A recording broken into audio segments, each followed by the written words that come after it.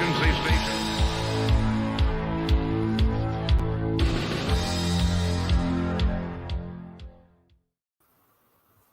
Hi, everyone. Welcome to another episode of the Garth Network. I'm Eric. And I'm Matt.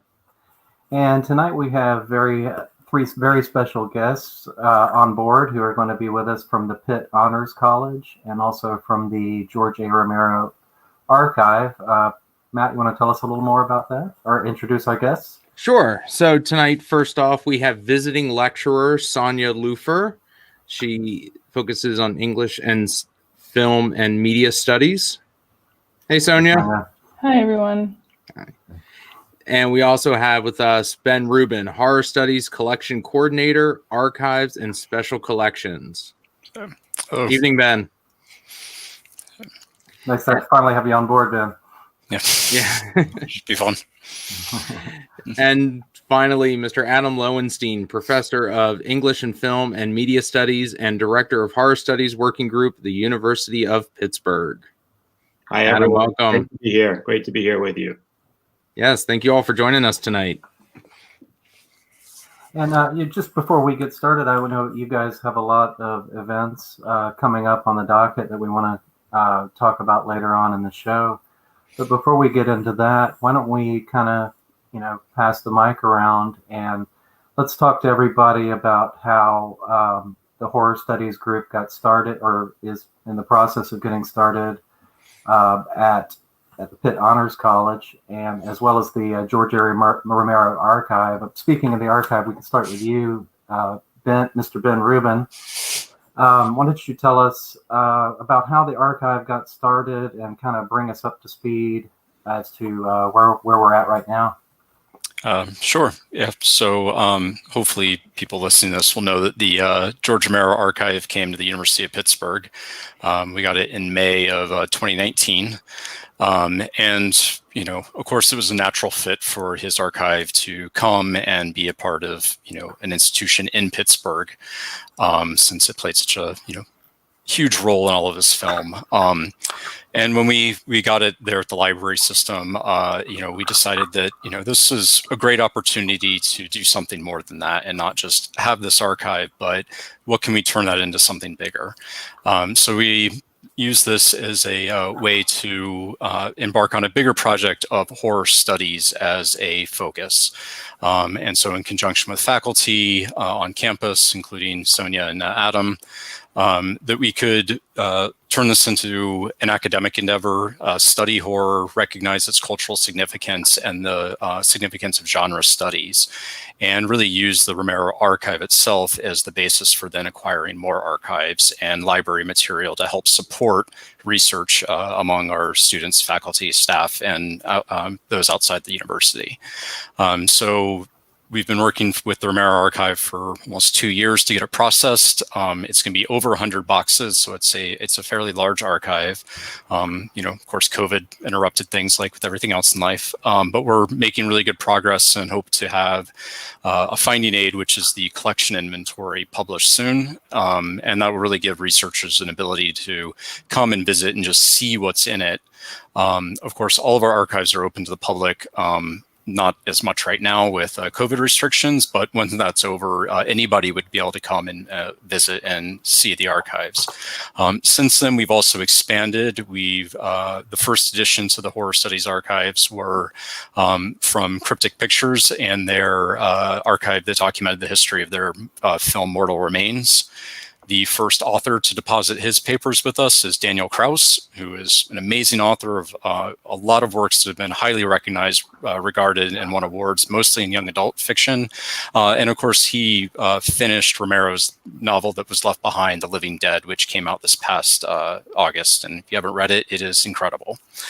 We also acquired the papers of Jack Russo, of course, a frequent collaborator with Romero, and also really important figure in the history of film here in the here in Pittsburgh. And we're continuing to work toward other archives. We're working with a lot of authors and hopefully be able to announce a lot more editions soon. Additionally, we're just acquiring more resources, getting more books, more video, more media, everything to just help support people that are interested in horror to be able to pursue that as an endeavor at the university.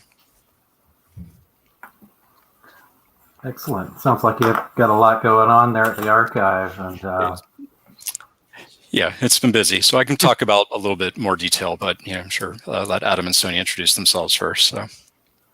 Absolutely. And Adam, why don't you talk about what you have going on with getting the horror studies program of study going on at the University of Pittsburgh Honors College?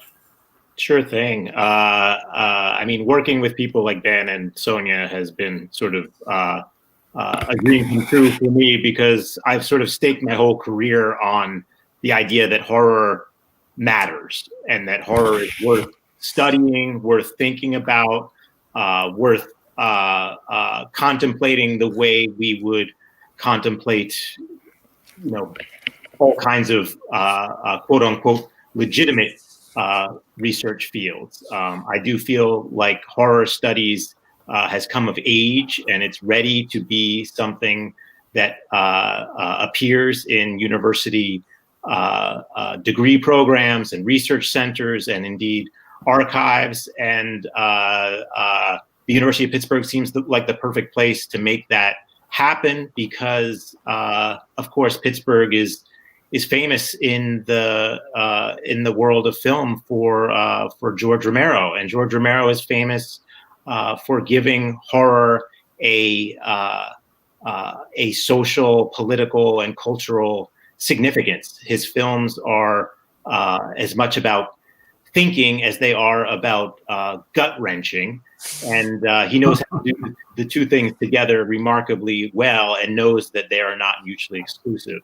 So it seems like horror studies coming of age at Pitt is a perfect combination, and George Romero and the George Romero Archival Collection as the anchor for a horror studies archive, just the way we hope to establish a George A. Romero Horror Studies Research Center at Pitt is a completely organic, it feels, and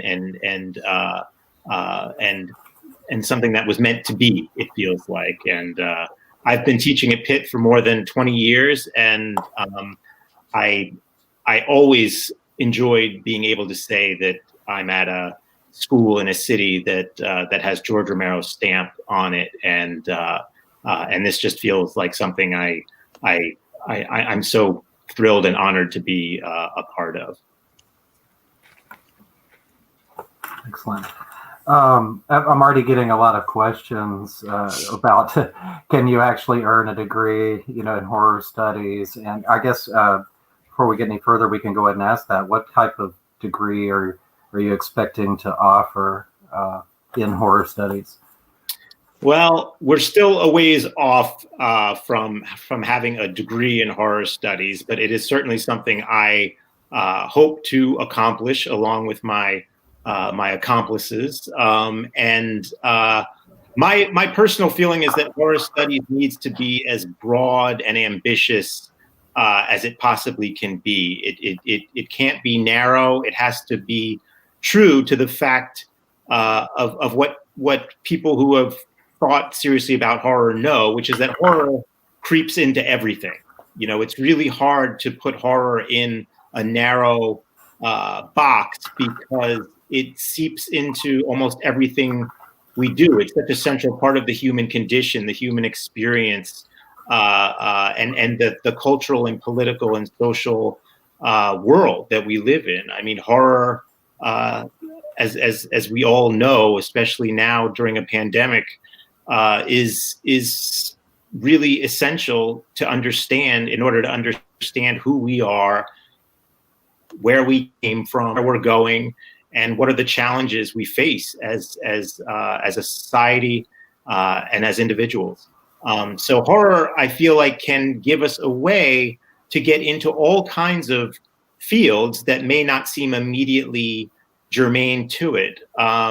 Everything from film studies to literary studies to gender studies to critical race studies to religious studies, anthropology, cultural studies. There's really no branch of humanistic study that is not connected to horror in some way. And part of the thrill for me of starting up this horror studies working group at Pitt is knowing how many different kinds of scholars and students are attracted to this. People all the way from anthropology to the medical humanities to film studies and beyond. It's a big audience out there, and I think horror studies should be a degree with a big and wide appeal. Nice. And Sonia, as a visiting lecturer, what is your role and what do you hope to accomplish with that role in terms of the horror studies program? I mean, it's hard to say for now. I'm hoping to be here forever. But I first got involved in all this as Adam's student in the PhD program here at Pitt, where I was, studying women in horror film production. That's what I wrote my dissertation on. And, a couple years before I graduated, Adam approached me and said, would you be interested in working with me on getting, a horror studies center here? And I was like, yeah, definitely. Of course, I would love that. So since then, I've just been, brought back time and again to work on different projects. And I hope to just continue doing that as long as I possibly can. So that's kind of what I'm here for, is events and bringing filmmakers here and bringing to light films and people that aren't necessarily known, to the public. Okay. So we got a couple of questions coming in. Let's see. Laura asks, do you have any plans for community engagement post-pandemic, like maybe events at the library that will be open to the community of Pittsburgh?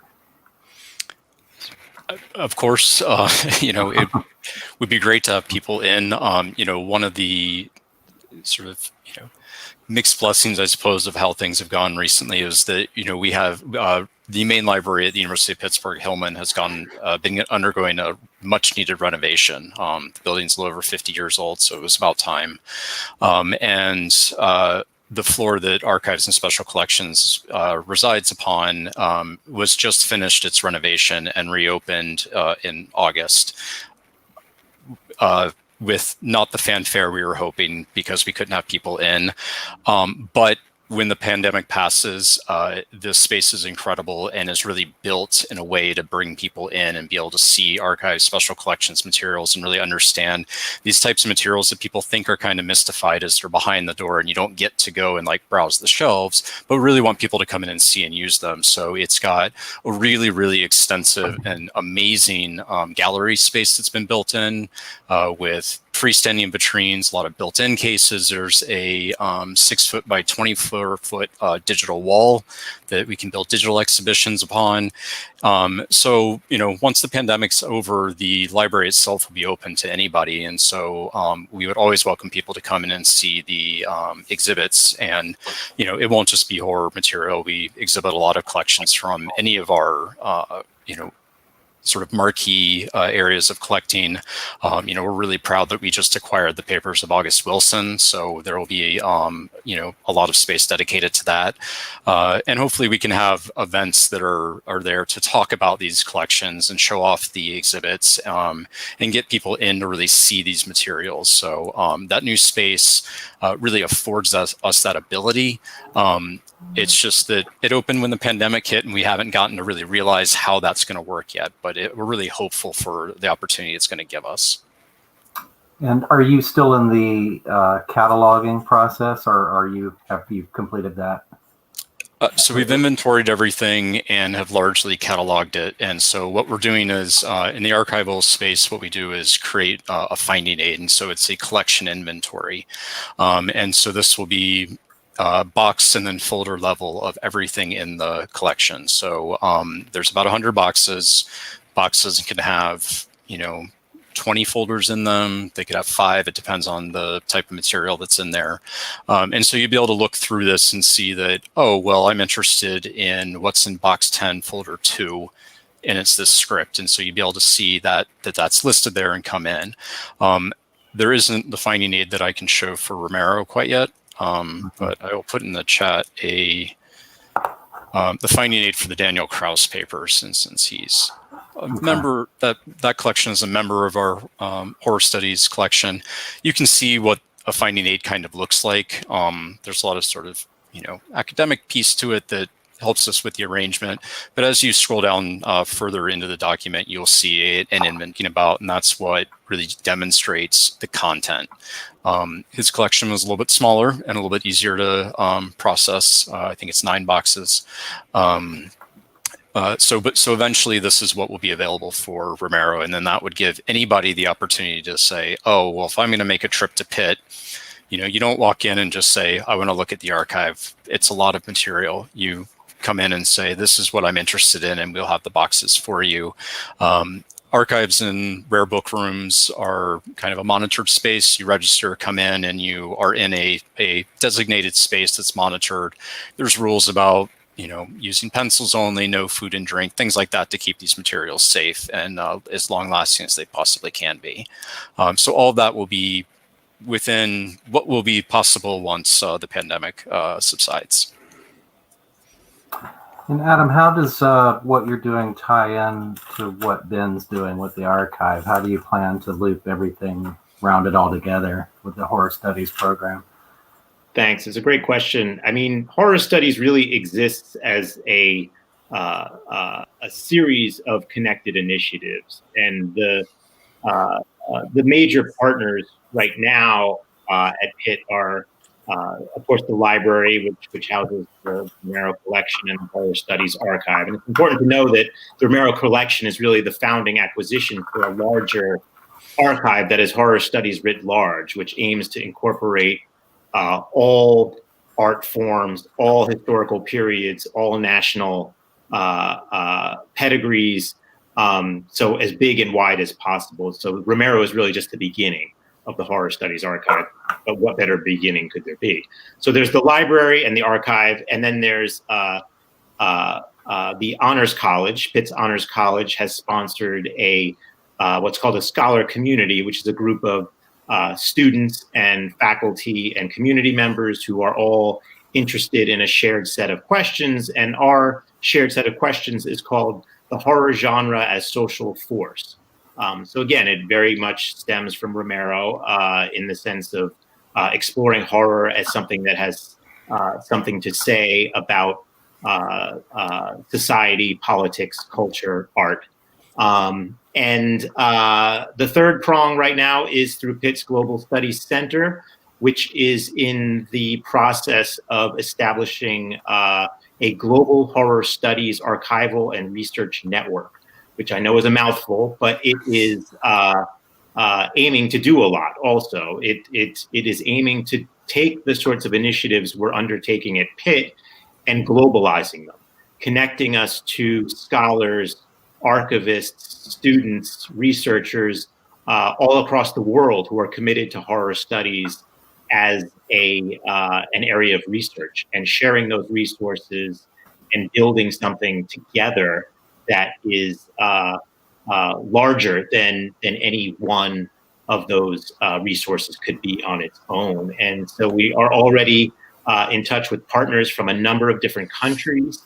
And we have an exciting slate of plans and events coming up that you can join us at. I think you'll enjoy what we're doing, because it's very much in line with what the George Romero Foundation itself is doing these days. The Romero Foundation has been growing its global network itself, and has ambassadors and correspondents now in Japan, Italy, England, and France, and that's just the beginning.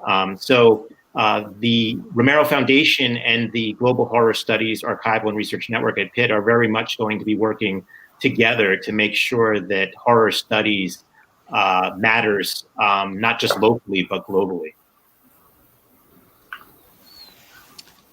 And Adam, I was just always curious, and I love the fact that there's a horror studies. What is it about horror that gets a horror studies, and why isn't there a drama studies or comedy studies that we hear a lot about? It seems to be horror kind of gets the focus from the academic world, at least from what I see. Well, I wish more people saw it your way. But frankly, you know, my career has been made possible by a few courageous academics who came before me, who dared to take horror seriously, because for many years it was not considered something that you would take seriously, and it was not something you would teach in a classroom. It's not something you would write a book about. It's something you might do in your private time and keep it to yourself if you wanted to be taken seriously as someone who thinks and cares about thoughtful things. But horror, I feel like, has really come into its own in recent years, and you know, some evidence we can see of that is, you know, something like the fact that a film like Get Out could be nominated and win Academy Awards for subject matter that in many ways stems directly from George Romero and Night of the Living Dead. And the idea of Night of the Living Dead winning Academy Awards in 1968 is just unthinkable, right? I mean, there's no way that would ever happen. But Get Out has won an Academy Award. And I think that says a lot about where we've come in terms of the culture being willing to think about horror as something serious and thoughtful and artful and worth studying. You know, Sonia was being too modest in that, you know, one of the things that she's already accomplished is she's written the first PhD dissertation on women horror directors. And again, not until very recently would you think, oh, you know, are there women horror directors? Like do women make horror movies? Is that true? But Sonia's work is really trailblazing in that it shows us that there's an entire culture of women who make horror and who think about horror and write about horror and enjoy horror in ways that the assumptions for so long have been that you know, horror is really a male-dominated form, and it's for men, by men, and about men. Work like Sonia's is exactly the sort of work I hope our horror studies working group can support, you know, showing how horror really belongs to us all. And the more we can hear different kinds of voices within horror, I think the more we understand it more fully. Do you think that you know, we always pivot back to, you know, George's film Night of the Living Dead, and that was kind of like what kicked off a modern horror renaissance. Is there a point in recent modern history, the last 15, 20 years, that kind of was the pivot point that put horror more in the mainstream, that people started to look at horror with an academic or socio-political stance that you could maybe point to? It's interesting. It feels like horror has, you know, its ups and downs, and its moments when it's sort of more central in the culture, and its moments when it's more in the background. But it never goes away. It's always there somewhere, and I think it's because we need it. And there's never a moment in our history that's not horrifying in some kind of way for some group of people. So horror never goes out of style, unfortunately. But we're fortunate in that horror gives us a vocabulary to deal with those things that are frightening to us, troubling to us, difficult for us to resolve. So I think there's ways to talk about that question about, you know, when did horror enter the mainstream? I think you can see that happening every few sets of years, really. Like I remember there was a moment in in 1999, I think it was, where the two big movies of that year for horror were The Sixth Sense and Blair Witch Project. And I remember talking to a lot of colleagues and friends who said, it's just like 1968 all over again. And The Sixth Sense is like Rosemary's Baby in '68. The big budget, star-studded, glossy horror movie. And then Blair Witch Project is like Night of the Living Dead in 1968. The gritty, low budget, black and white, no stars, low budget sensation. And that seemed intriguing at the moment and interesting, but I think you can do that with horror every few years, really. I think 2017 was like that too, with Get Out on the low end, and Shape of Water on the high end, which by the way was co-written by our own Dan Krauss, who's in the collection that Ben was talking about. So I think horror is always both above ground and underground, and it's always sort of seeping up and seeping down at the same time, I think.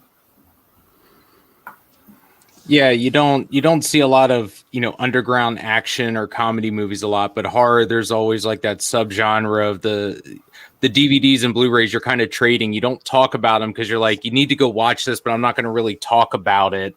And you still watch those movies, in the dark. You don't really talk about it except for a few select friends because the subject material is still kind of on the fringe. It touches a really bad spot of humanity or society. But even those tend to bubble up to the surface, like you said, and I agree, the horror tends to go in cycles. We had Scream in the 90s kind of kicked everything off, and Blair Witch is obviously a personal favorite of mine for many reasons, and then it kind of lulled again. A lot of independent films for almost a decade, and then you started getting the Paranormal Activities and the Cloverfields, and then Insidious and Conjuring, and now with this new wave of horror with Us and Get Out and Don't Breathe, and it definitely changes, and I do enjoy that bubble up effect every couple of years, because it seems like you get a little mini renaissance once or twice a decade that kind of floods us with new and exciting stuff. And you had touched upon it, Adam and Sonia. I know we were talking about this in our previous conversation. It's kind of a piggyback to my question to Adam, is why women in horror when we don't see women in other genres? There seems to be a big opening for women horrors. We have the Saska sisters, Mary Harmon with American Psycho. What's it like on that end with women in horror in our times now? I think it has a lot to do with the status of horror today, as Adam was saying. That it's having kind of a renaissance right now. So, and just the fact that more people are making films, period, more women have access to materials and, equipment that they didn't have access to before. And I mean, why horror and why not other genres? I mean, women are working in every genre you could possibly imagine, of course, but there are, I think the horror community is really ripe for new voices. There's a huge, I'm sure a lot of people listening know, there's a massive sort of DIY community in the horror filmmaker realm, film festivals, like hundreds of horror film festivals across the country. And I'm sure there are a few, sci-fi and other genre festivals, but horror is really, is a massive sort of film festival phenomenon right now. And those festivals lead to lots of projects being made and give opportunities to lots of people. And I think horror fans are especially receptive to low-budget films and films that wouldn't necessarily get an audience somewhere else. So there's just a lot of factors coming together, I think, that enable women to come to it. And, of course, I think women have always been horror fans. That's well documented by scholars and critics and fans. Women have always watched horror and loved horror. but they didn't always necessarily have a chance to make it. And you know, digital technology and fan communities and festivals and all sorts of things are coming together to allow a lot of projects to be made. So that's a sort of simple answer to, I think, like a massive phenomenon. And I think on the literary end, I mean, you know, women could be credited with founding the genre, right? I mean, Anne Radcliffe and Cavendish, and you know, they're in the novels were starting as a form of literature in the end of the 18th century. Some of the first novels that were coming out at that time were Gothic novels written by women. And then, of course, Mary Shelley and Frankenstein, 1818. You know, that was a huge, pivotal moment in literature. Yes, men have dominated the genre, and you know, there's a lot of inequity in publishing and things like that. But you know, women have on the literary end been there at the forefront from the very beginning and establishing the genre. I had a question for the entire group. You seem to be well on the archive is already up and running.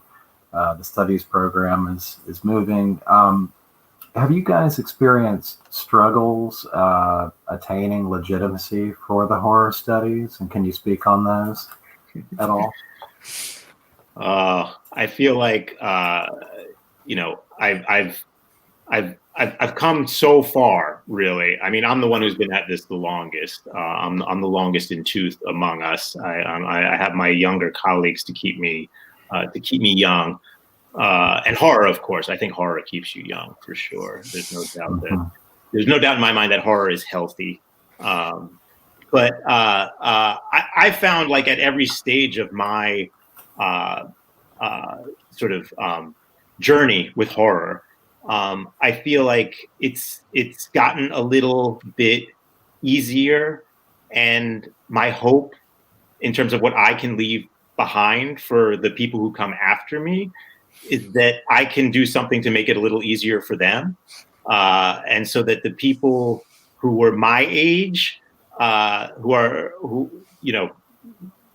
will be my age when I was a kid, won't have the lack of examples that I suffered from in terms of, can I study horror? Like, is that something I won't get kicked out of school for? Is that something that I won't be throwing away my career on? I mean, at some point you should have my parents on this show, because they went through such heartache about my God, and especially, I mean, they're social workers and psychologists, and they're like, what are we doing, letting this kid watch all of this gruesome stuff, and where is it going, and should we be concerned?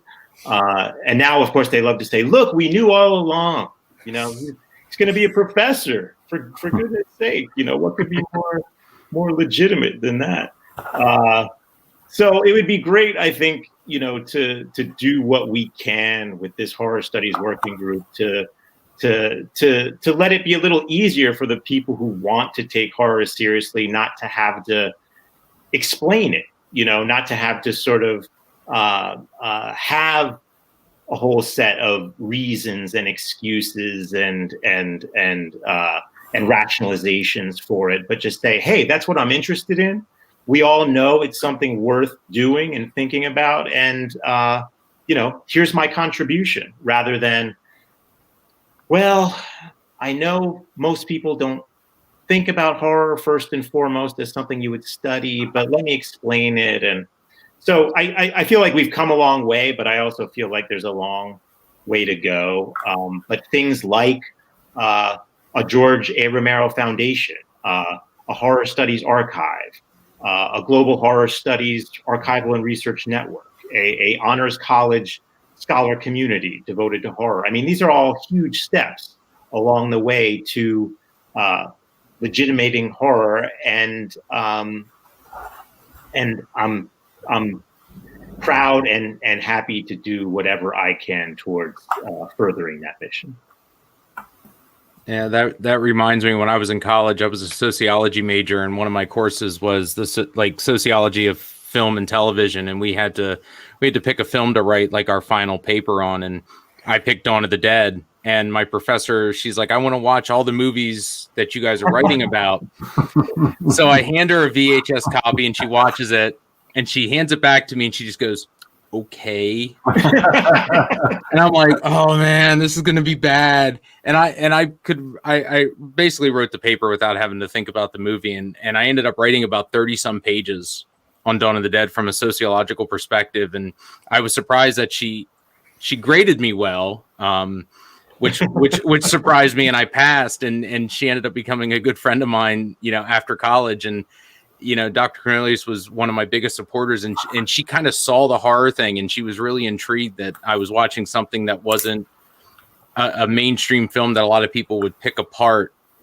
And I think she got it because, she had me come back and talk horror a few times in some of her classes afterwards. So I know it's been seeping in over the last 15, 20 years into the academic world. And it's nice to see these dissertations and studies and whole classes on horror, because I have a lot of authors, friends that are horror authors, and they've been teaching a lot of classes about horror from a literary perspective. So it's nice to see that footing is there, and it continues to grow, especially with what you guys are doing. Thanks, Matt. And that's a great story. Thanks for sharing that, because I'm sure we all have stories like that where we've snuck horror in to places where it might not have been expected or wanted necessarily, but look at what Matt's story tells us, right? It's horror builds bridges, right? That established not just a good grade for Matt, but a relationship with the professor. And I think horror has the capability of doing that. A great story I'll share quickly from graduate school is I got called into the office of the chair of our department, who was a very intimidating guy. And studied Chaucer and Old English, and I was like, "What have I done to be called into this office?" And if I can't do justice to his voice, but he was like, "So Lowenstein, I hear you've written a thesis about David Cronenberg." I said, yeah, I did. I hope that's okay. And he's like, I'm a huge Cronenberg fan. He's like, I've been waiting for someone to come to this place who can talk to me about Cronenberg. So that's why I called you in here, so we can have this conversation. I was so flabbergasted and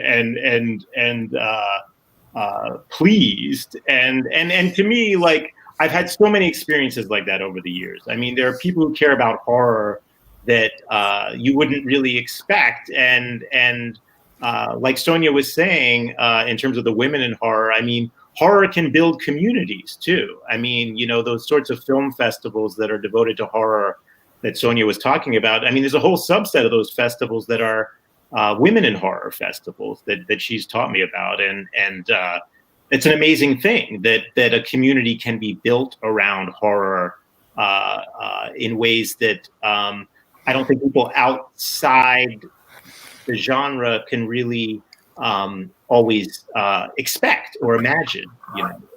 Horror sometimes gets painted as this antisocial, harmful, rotting young kids' minds sort of thing. But horror, I think, is more accurately described as something that builds bridges. I do think that. So Matt, you must have at some point sent your sociology paper to George or somebody, because surprise, you're in the archive. I saw that, I think. Yeah. Oh, wow. The sociology of George A. Romero's Dawn of the Dead research paper. Wow, that's a pleasant surprise. I don't, know what? Man. I don't even know where I would have given that to George, because I don't know. I'm not always one to like hand out my work.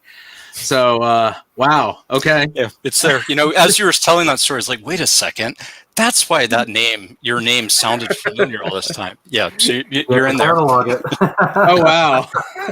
So, Well, thank you. I'm Yeah. proud to be part of the archive. That's Yeah. quite humbling, and I'm kind of speechless. That's great. Well, that's one question that leads me into a question for Ben that I had. Just can you talk about the variety of, you go a little deeper onto the variety of materials that you've acquired? Sure. So it's a career, covering archive. So it really does start in the late 60s. There's a little bit of material prior to Knight when he was working doing industrials and commercials and other kind of work for contract here in Pittsburgh, and then goes all the way up to the last project he worked on, which was called the Liberator in 2017. But it's a lot of scripts, a lot of scripts. So some production material, there's photographs, there's media, there's a lot of promotional type materials. One thing that's kind of apparent is that George really, really did not care about the business side of things. He was the creative force. That's what he cared about. So we've got hundreds of scripts. He, made 17 films. And I think we have 115 unproduced titles that are included, and I think 90 of them are written by him. And then there's others that, he worked with Stephen King a lot, so there's scripts that are written by Stephen King, but that George worked with them on. And so there's this entire creative history that just was lost. Nothing came of it, but he was constantly writing. And then there's production material, but it largely comes from the later part of his career. So the archive itself came from his widow, Suze, his daughter, Tina, and then his business partner, Peter Grunwald. And so a lot of the production material that really gives us the deeper understanding of how the films were made really starts with Monkey Shines, which is the first project he did with Peter. And that's when we really, see that business side. How did they do the contracts? How did they do the casting, the set list, the shot list, the sets, some of the designs for sets, even the schedules from day to day. A lot of that comes in for those later projects. So, it's just this wide variety. There's a lot of artwork. There's some fan mail. There's Matt's paper that I guess was sent to him, so there's, and then there are some props, not a whole lot, but a couple of props and some sort of ephemeral material like that, some shirts and a couple of, kind of collectible items. Some of the press packets that you would get, they don't do this anymore, right? But when you would go to a premiere, you get a really nice packet that had like the movie poster on it, maybe a description of the film and some photos and some, kind of swag to take home and have the souvenir. So there's a lot of that kind of stuff in there too. But really it'll be a good tool to kind of understand his creative side and the stories he wanted to tell well beyond the stories he did tell and that that did get made into film. Will has a question, and it kind of leads into something else I wanted to ask. But Will asks, how does one go about loaning things for the exhibits? I guess, loaning things to the archives to exhibit for a period of time. And also something we talked about off air in preparation for the show. What if we're holding on to things that maybe we want to donate or write into our will to have go to the archive when we pass? Yeah. Sure. So we don't do a whole lot with people of taking loans to put on exhibit necessarily. We generally try to build a lot of our exhibits based on our materials. The idea is to showcase the holdings at Pitt and give people, a better sense of what's held in the archives so that they will have that as an avenue to know what they can come in and study. Not to say that we can't have a conversation of that. That's just generally how we've operated. And, yeah, of course, we love people to, give us more materials. Can always contact us and have that conversation. we've had archives before that have come from, fans, and, the way that they've collected their own materials. A good example is that we have a really large fanzine collection, mostly for comic and sci-fi, and a big comic book collection. And this came from the Pittsburgh Comics Club. They gave what they had in the 80s, and that's what we have. So it's a very idiosyncratic type of comic book collection where we've got a ton of one title and one issue of another, but that's what they collected. But also, a lot of these fanzines that you can't go out and find anymore. They're the things you picked up from the comic book shop in those days that, people didn't save, or that not that many were made, and that came from that fan base. And, that's the type of thing that seems ephemeral, and that, is that what stays at a library? Does it have a value? And maybe at the time it wasn't clear. The director of special collections at that time was very progressive and forward thinking, and, really saw that value. We're really lucky that he did.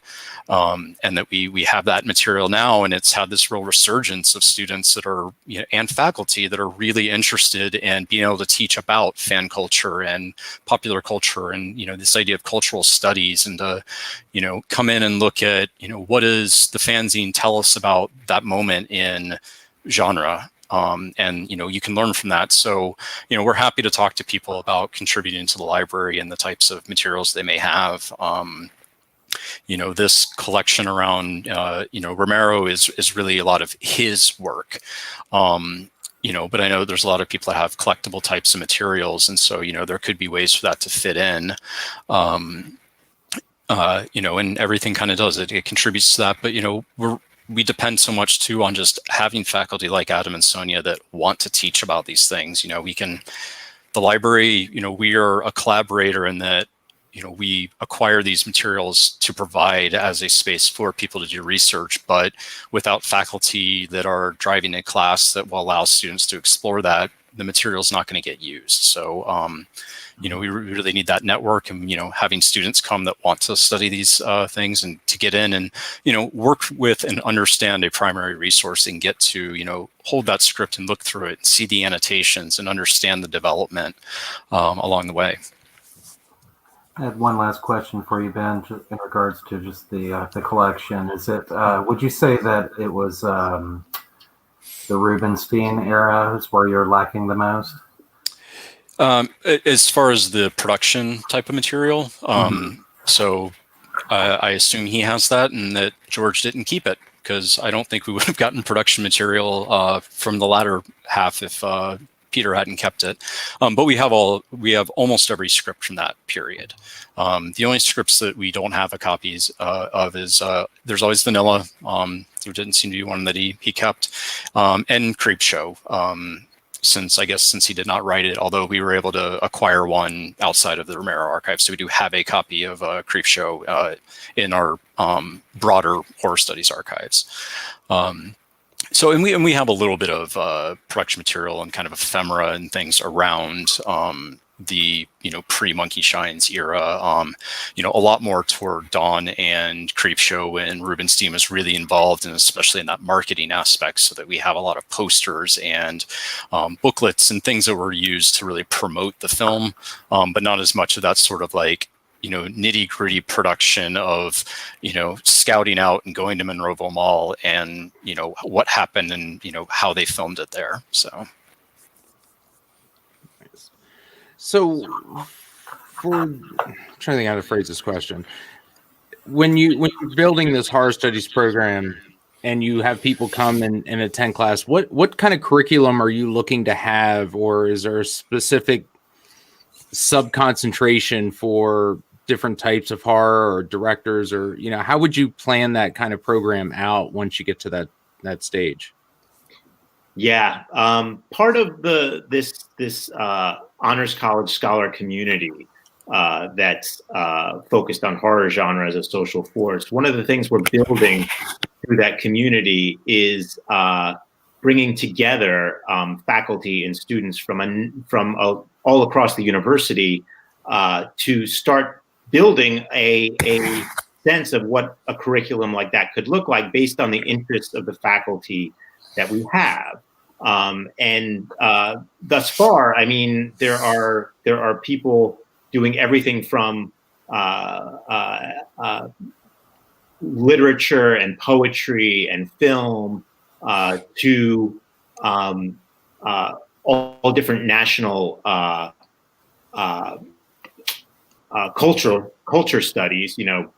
Pitt has investments in all parts of the world in terms of history, culture, language. There are horror interested faculty all across that spectrum. There's people who work in the medical humanities. There are people who work in art history and philosophy and even mathematics. I mean, what one fascinating horror researcher, I'm not sure he would enjoy me calling him that, but that's how I think of him, is a famous epidemiologist at Pitt named Don Burke, who is one of the people who's developed zombie epidemiology models, so ways to understand real pandemics like the coronavirus, but through a zombie sort of modeling matrix, as a way to sort of get people interested who might not be willing to tune in to a real pandemic, but they're willing to tune in to a zombie pandemic. Adam, I wanted to hop in and mention I had a literature of civil rights course a couple of years ago, and I can't remember the name of the book, but it was about that exact topic, the zombie, the crisis and how each country dealt with it. In regards to civil rights, you can tell, you could tell everything exactly about their approach to civil rights. When examining their approach to zombies. Zombies are incredibly flexible in that way. You can apply them to a number of situations. Anywho, I was going to mention that earlier when Matt was talking about his Dawn of the Dead academia. So it's already happening at Florida State. I can tell you that, in the English department anyway.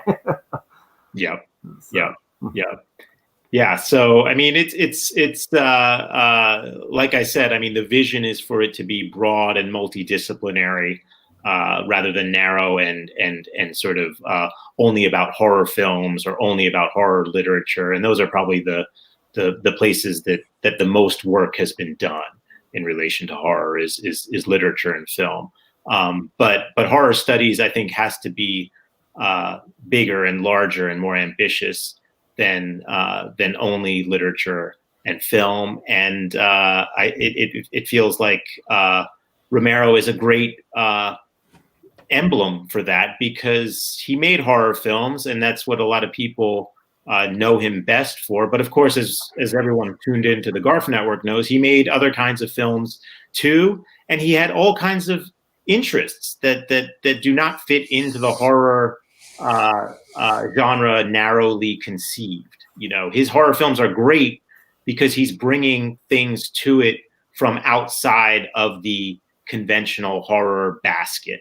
And I think horror is very multi-dimensional in that way. And I think that's how George understood it, and that's how George practiced it. And I think that's what we have to learn from artists like George. Sonia, I had a question for you. You'd expressed interest in George's film Season of the Witch in regards to women in horror. Can you talk a little bit about that film and your interest in it? And I assume that you've written about it as well.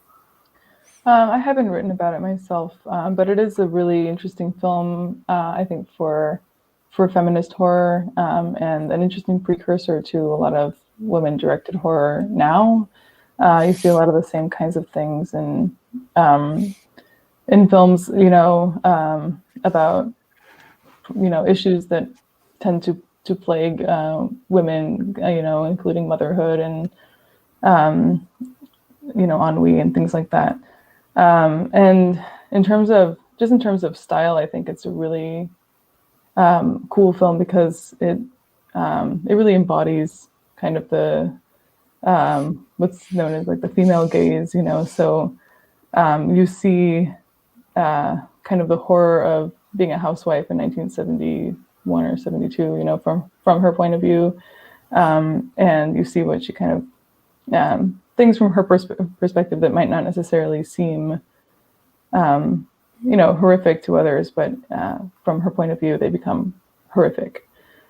Just sort of mundane things, otherwise mundane things. And that's something that is absolutely picked up by women horror directors nowadays. You know, little mundane interactions and things that wouldn't necessarily be noticed, you know, but that one notices, you know, having a perspective. So it's a really cool film for that, I think, as a precursor to what's going on among women horror directors today. Is that odd in your research for a male to develop that perspective? Not really, actually. I mean, I think there's a lot of films that that women take inspiration from as directors, and Rosemary's Baby would be one of them. The Entity would be another. I think horror has always been a genre where you know, it kind of fixates on a vulnerable person, and sort of stereotypically women have embodied that vulnerable person, the victim, or the sort of somebody who's victimized. And yeah, you see that happening a lot, and I think that's resonated a lot with viewers over the years. But I think that women now kind of take that and turn it around and show different sides of it, and show more strength, I think, you know, among their characters than a lot of male directors might have given them. Mm-hmm. I had a question from Colin. He asked, here we go. Is there any digital material in the archive? And also, is there plans to digitize a lot of the scripts and such? There is digital material in the archive. We're working on processing that. This is one of the first significant archives that we have that had digitally born materials. So largely from the 2000s. So we're working with how to process that. We just got a program that will really help us us preserve that type of material, and be able to address issues of format obsolescence and things like that. As far as sort of digitized material, putting things out and online, this is not going to happen with the scripts. They are copywritten. The copyright does not reside with the university. We own the collection, but the estate and others own the copyright over the materials themselves. And so we can't just scan and put all of that stuff online. So people need to come in to use it. With some of the digital material, the program that we're working with hopefully would be able to give us the ability to maybe give somebody temporary access to be able to read through a digital copy of a script, but it would be non-downloadable. Ways that we can do this without distributing copywritten material just out into the world and out into the internet, and that's an issue that every library faces. The digital world kind of provides this challenge that we're all trying to navigate through, of making material more accessible and giving that ability for more people to have access, even if you can't travel and go to these places, while at the same time respecting these authors and these creators rights in the intellectual property that they created, and their right to profit off of that the way they would like to. So unfortunately, I guess the short answer is that no, the scripts will not be digitized, but there might be material that we can digitize, so some of the production materials and things like that don't have a copyright concern, so there will be material that can be browsed. When going through all the boxes, and not just George, I just mean in general, have you guys come across anything that the people that have donated have thought was lost and you guys have kind of rediscovered? Have you guys had any kind of those kinds of discoveries? I'm not aware of necessarily. I'm fairly sure there's some things in the Romero Archive that people have long forgotten or didn't know about. And, on February 9th, my colleague and I at the library will be doing a more in-depth discussion about the archive and the things that we've discovered. We'll be, putting together a presentation, actually show off some of these materials. One kind of weird part about the archives is that we get a lot of stuff posthumously. Maybe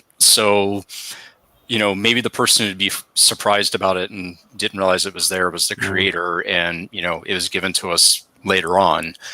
That was the case with this collection, right? And some of this was probably sitting in a basement for many, many years, and not had anybody actively going through it.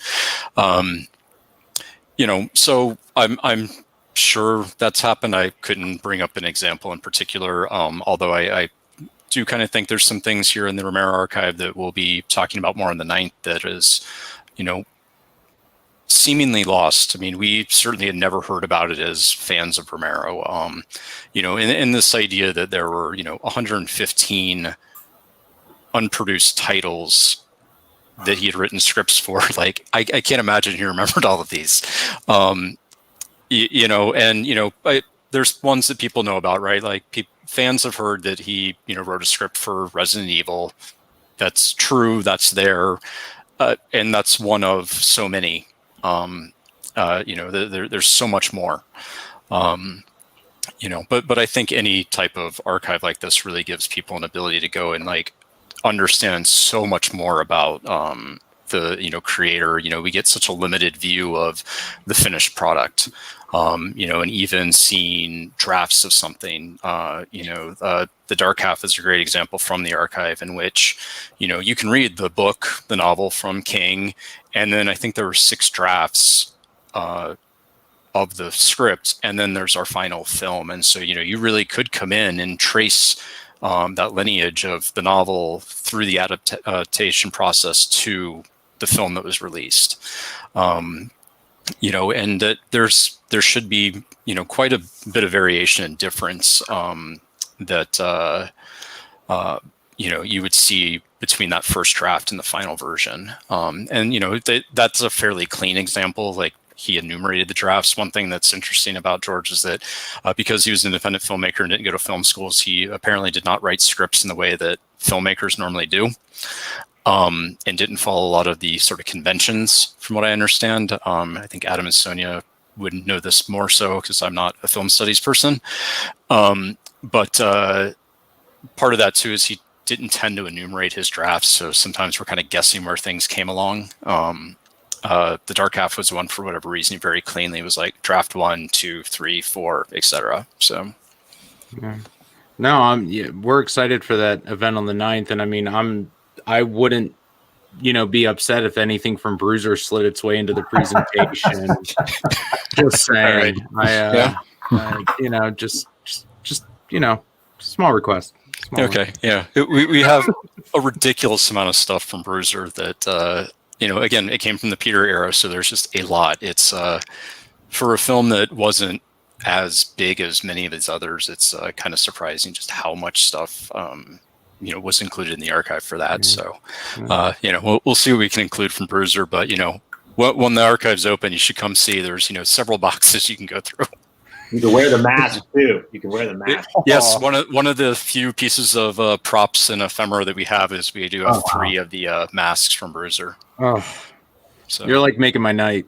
I unabashedly love Bruiser, and I celebrate that as I celebrate that as much as I celebrate Dawn, and it's the only time I ever talked to George about his films was when it came to Bruiser, and his eyes kind of always would light up because someone was talking to him about Bruiser, and I make people go watch that film. So it's nice to know you guys are keeping it safe. So thank you for that.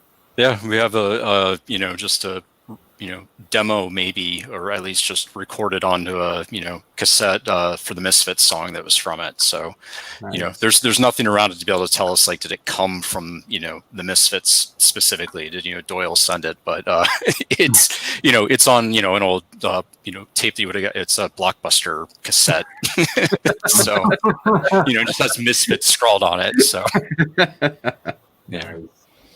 Love it. Ben, you mentioned the February 9th event, and I've actually got some graphics that you guys forwarded. I'll leave it to you who wants to take it, but we've got a few events coming up, the horror studies events that you guys want to give you guys the floor and give you a chance to discuss those events. Sure. Let's see. Let me pull up that first image real quick. Let's see. So I think most of these are organized by Sonia and I. So Sonia, I guess I can cover the ones I did and then have you cover the rest. So the first horror studies event we have scheduled is for our webinar series, and this is sponsored through the library. This is this upcoming Monday, January 25th, and we're going to be discussing female monsters, and we'll be having a panel of Melanie Anderson, Lisa Kroger, and Lisa Morton. Melanie Anderson and Lisa Kroger published a book in 2019, I think, called Monster She Wrote, that is a fantastic history of women in horror, particularly in literature. It's very accessible. It's not written as an academic book, so it's a great way to just get in and kind of understand who these authors were. Lisa Morton was the head of the Horror Writers Association for many years. She's written and edited a huge number of really significant horror works, and has also in recent years worked a lot with writing more nonfiction materials about like histories of Halloween, the history of the seance, and things like that.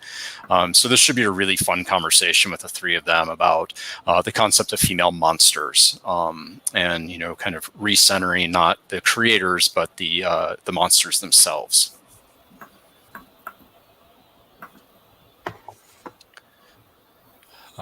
So the next one is on February 4th, and this is actually George's birthday. So we will be screening a documentary that several students at Pitt made through the film studies program. And so this was a partnership with Film and Media Studies, with the library, with the Center for Creativity, numerous organizations on campus to help support these students to be able to make this documentary. And they really focused on the early years of Romero and, the prevalence of Pittsburgh in his filmmaking. And mostly they did a lot of interviews with people that were involved in the film at that time. The amazing part is they were able to do this despite the fact the pandemic kind of threw our entire semester off. This was in the spring. So despite the campus shutting down, basically, they were able to do this. So we'll be showing their documentary. And in addition, the Romero Foundation will be giving out the newest Pioneer Award. So that should be a really great event to see. Watch the presentation, the Pioneer Award, and then see this student work that is exactly what we're hoping to see from the archive, right? Is that students come in and make something out of that and do something creative. Amazing. Can't wait. Let's see. I should just add that the Pioneer Award is going to Dwayne Jones, and that it's just been confirmed that Dwayne's sister, Marva Jones, is going to be present to accept the award on behalf of Dwayne. So I think it's, I know that Suze Romero is very excited to present this award to Marva on behalf of Dwayne, and it's going to be a great night. Sounds amazing. Let's see. Okay. Okay. Yep. And this last one here is it came from the archives, and so this will be a discussion with colleague Adam Hart, who is a visiting researcher with the library, and he's also a film studies scholar, and has been working with me to process the Romero Archive. So the two of us will be highlighting the most interesting finds, the things that we've really enjoyed coming across, to really give people this sort of sneak peek into the archive, a little bit of better understanding of what's included, particularly because access is a little limited right now with COVID restrictions. So this will really be that ability to see it and kind of go over some of the themes. And I'm pretty sure we'll be revealing some stuff there that I'll be shocked if anybody in the audience has ever seen before. So it should be a really fun event. These are all open to the public. Anyone? Yes. Yes. So there is a registration link, so you will need to register, and the registration will give you the Zoom login. So make sure that you do that ahead of time. But it's all open to the public. There shouldn't be a registration cap, so it should be good for people to keep signing up. Excellent. And we'll be sure to share all those announcements in our groups as well. And that count me in. I'm there. It sounds like an amazing slate of events, and I'm sure you guys have a much more planned to follow that up. We're hoping to continue to do events throughout, and so one really great thing is that we were able to get a grant to support women in horror initiatives this term, and so at the library we've been working, Adam and I, and then we've been working closely with Sonia to develop programming and events throughout the entire semester, centered around really highlighting the contributions of women to the genre. And so the discussion on female monsters is a part of that initiative. And then Sonia has several events as well, some of which I think are more for students, but some of which will be open for the public as well. Can't wait. Yeah, no, the February 4th event, that's just, you guys really knocked that one out of the park. That's great. Can't wait for that one. Amazing. Yep. Nice. Well, Matt, did you have anything else for the group, or did sorry, I just wanted to add a couple of events coming up. Yeah, I was just sharing some of the links for folks because they're going to be jumping on it. Hopefully, they don't crash any of the websites because you're going to have a stacked house on the 4th and the 9th. And we told you guys that's people are going to be excited for that, and I think that's going to be a great gateway to have fans come in and see the archive, especially George's stuff. And as you guys continue to grow, these fans are just going to be rabid for looking at this stuff. And we're hoping that it'll be a destination point when people come to Pittsburgh for George specific stuff, is go to the archive and check it out, and they can see everything that you guys have been doing. Right. Lots of chat tonight, about, courses and studies and stuff. So I think you guys are really, even in a pandemic, really getting some good traction and making some headway for when things open back up. Yeah, it's, there's a little bit of the, mixed blessing in that, right? Is that one great thing about the pandemic is, for the, Beyond the Bride of Frankenstein event that we'll be doing with the 3 authors, is none of them are remotely close to Pittsburgh, and it doesn't matter. We are going to be able to have them easily log in and join us for this conversation on female monsters. It'll be a lot of fun, and we don't have to go through the process of getting them to Pittsburgh and what we would have normally done. Sure, those in-person events are really great and fun, and especially when you're bringing in authors who could, sign books and, use that as their own event as well. But, on the other hand, all those barriers are gone now. So I know Sonia's got an event on February 6th that also likely would not have been possible if we'd had to get the person here. So if she wants to talk about that. Yeah, we're going to be having a virtual visit from Gigi Saul Guerrero, who directed Culture Shock for Blumhouse. Produced by Blumhouse for Hulu's Into the Dark series, but she's also made tons of amazing short horror films as well.